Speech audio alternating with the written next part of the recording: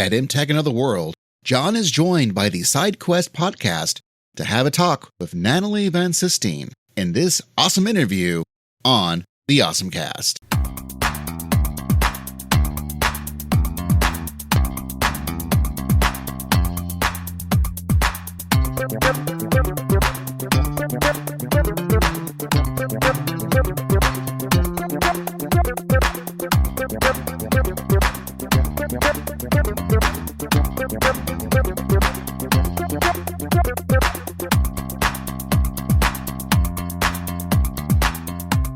Hello, everyone. Here we are at MTAC Another World. Happy to be joined by Natalie Van Sistine. Hello. Natalie, thank you so much. Awesome. Thank you so much for having me. Absolutely. How's your MTAC been? So far, so lovely. It's been, these are just wonderful cons to do. I love it really feels like it is a wonderful, warm family, and this is a very beloved event here. So I'm very happy to be a part of it. Excellent. Well, what have you been working on that you can share with us? Working on, I just finished the first season. I'm very sad today. The last episode of the season aired. Red Ranger becomes an adventurer in another world. I play Yihdra, who is this mage who gets paired up with essentially the Red Power Ranger from our world's like Power Ranger group, and he's transported into a fantasy world, and chaos ensues. And it's a really fun, goofy show, and I love all the comedy beats, but it's also quite heartfelt, and it seems like they very much understand what isekai lovers enjoy and what the Sentai and anyone who's been into tokusatsu shows really enjoy. It's just pitch perfect, very funny, highly recommend. Excellent. Well, what are some of the early influences that led to you becoming a creative? I would say a lot of my early influences were audiobooks, especially if we're talking about voiceover and the type of work that I do most now. I was probably in like kindergarten, first grade or something like that. And I started to get frustrated with reading. And I later have kind of learned about myself that I was struggling with how to process reading. I found that I'm since a little bit dyslexic. And so I don't know if that was what it was, but I process audibly very, very well. And as soon as I discovered audiobooks, I was like, it was all over for me. I was like, all I want to do is listen to audiobooks. And I remembered I actually got back into reading because I ran out of the audiobooks in a series. And I was like, I need to know what happened. So I had to start reading again. I was like, no. But then I found a good balance for both. So I really, but audiobooks have always been near and dear to my heart. I really loved audio drama in particular, like the BBC Lord of the Rings was one of my favorites to listen to. And as soon as they tossed in the sound effects and the music and the full cast of voices, I was totally sold. And so when I got much older, that was definitely something that drew me to voiceover, was my love of audiobooks and audio drama. I also studied classical music quite a bit as a child. I was interested in being a piano teacher and getting into pedagogy, and that didn't end up working out. But I still feel like a lot of that musical training and the sense of musicality and how do you use sound to convey a whole story, and the way you use dynamics and tempo and all of that can easily translate into giving a performance and how you communicate and speak with words. And that was really, I think, really helped set me up for a lot of success when I did start poking into voiceover. And obviously I had to still learn, and it took many years to get to where I feel like I'm starting to be pretty grounded in it now. But I do think that really gave me such a strong foundation. You're a forger who you voice, a graceful assassin by night, clumsy housemaker by day. What's your moment that you've had? Something wildly badass, immediately followed by chaos. Oh my goodness. I don't know. I feel like I'm always more of the bumbling anxiety version of Yor, where I just happen to stumble into cool things from time to time. I mean, has the character taught you anything about like strength or softness? Oh yeah. I mean, I do really love that she does feel like such a fully rounded person and I do often relate to the way that she kind of approaches her assassination stuff. Because I originally, when I read for the character and I saw the breakdown and kind of the explanation of who she was, I was thinking, and everyone kept saying like, oh yeah, it's kind of like Mr. and Mrs. Smith. So I went in being like, okay, yours probably like an Angelina Jolie type. She's really cool and collected and really on the level, supermodel kind of level. And then I remember I started reading some of the source material and the audition. I was like, that's not what's going on here. And come to find out, this is someone who's very socially anxious and has grown up in wartime and has really not had a normal childhood and experience, but who means well, who then has learned how to turn on an Angelina Jolie, persona, and then immediately freaks out about it after she's got the worst of it done.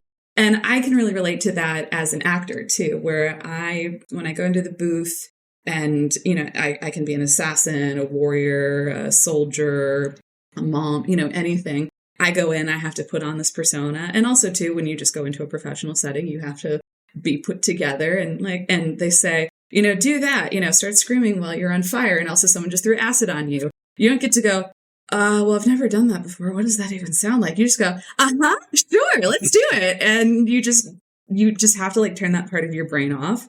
And then afterwards you go out to the car and you go, what's that?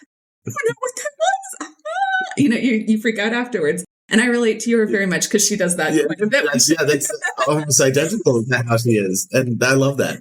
Well, thank you for that perspective. Yeah. I'd love to touch on, on your Instagram, a lot of your dog, Nico, is, he's been a constant companion throughout your journey. Has Nico ever inspired any of your performances or perhaps made an unexpected cameo?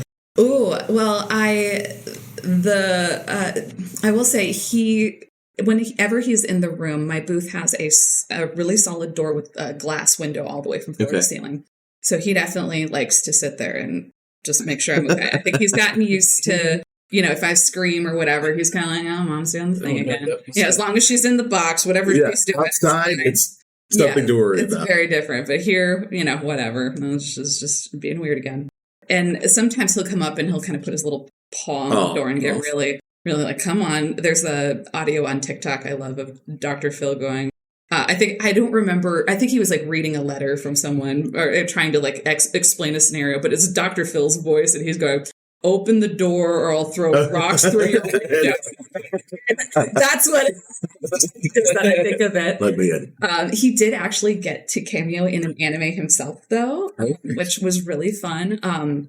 We tried to get, we have several dogs and my other dog, Harvey, we brought him and Nico into the booth and we tried to get some noises out of them for a scene. I was an audio engineer on a show called Adachi and Shimamura.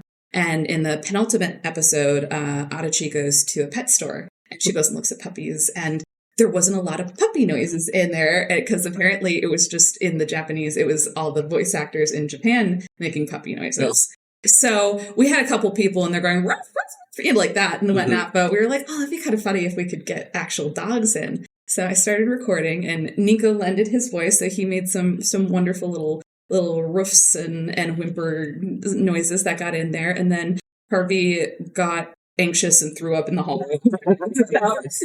Stage fright. Yeah, he didn't work for him, but Nico does have an anime credit to his name. That's a cool story.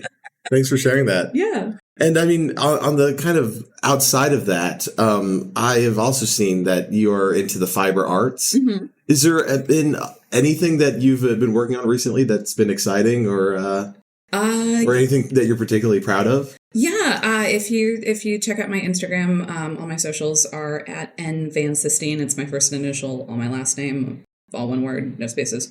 My big project that I started when I was in, I think, middle school is my big Rapunzel cross stitch, which it's a full coverage piece, which means every single square has a stitch in it, and it's pretty substantial, and I'm really, really proud of that. And that was definitely one that I started listening to audio. That's incredible. My mom made for us for Christmas all of our stockings. Oh, sure. She's cross stitch. So I've seen her do that, and there she's like, "All right, I've got to put this on." But how big is the canvas? So the finished work is it's a little smaller than an 8.5 by 11 sheet of paper, but the stitches are pretty small. Yeah, and you said it's completely filled up. Yeah, it's completely filled up, and also in order to get the very specific texture and colors, it's all blended threads. So you're pulling one thread from one color and one thread from another to get an even more detailed look. That's incredible. So it took a lot of doing, and I had to, but I figured out a good way to work on that, where I'm really excited that,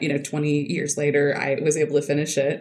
because I was an idiot kid. I thought, oh, this will take me a couple months, right? And then I was like, oh no, I have really... With kid mind, you're like, I have time. And then you grow up and you're like, I have less time.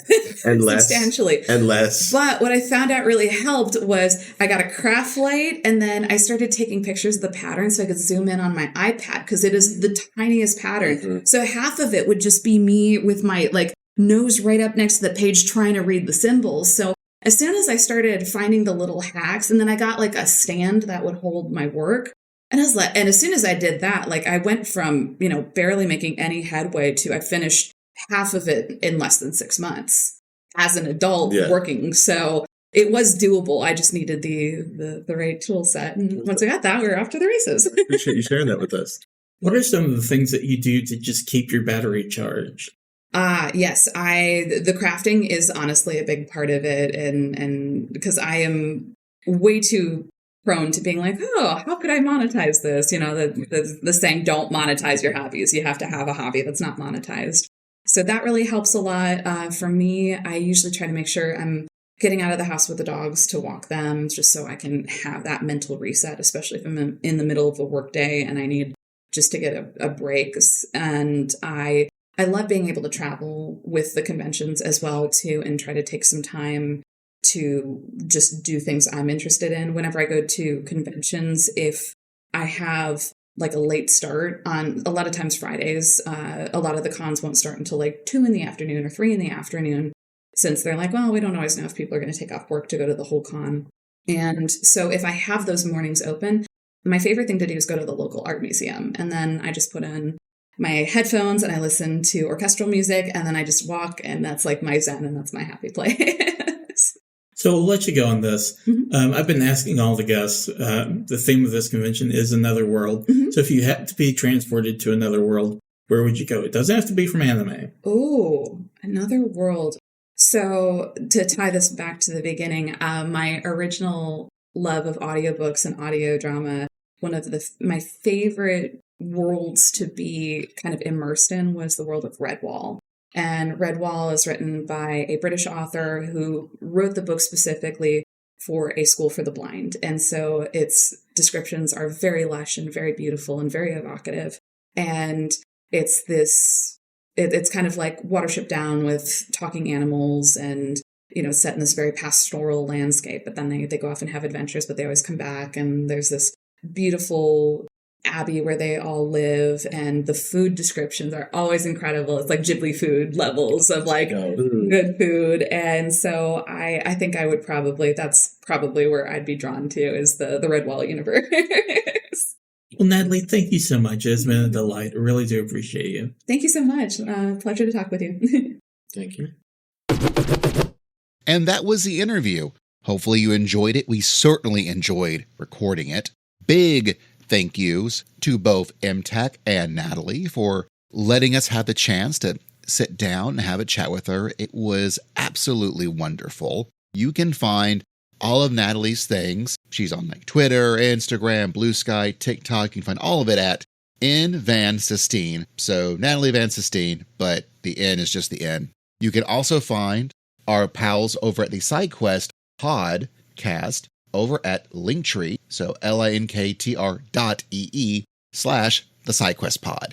You can find John on Blue Sky at J5 is Live. You could find me at It's Basil Time on Blue Sky. I edit it, so you didn't really hear me, but hey, it's there.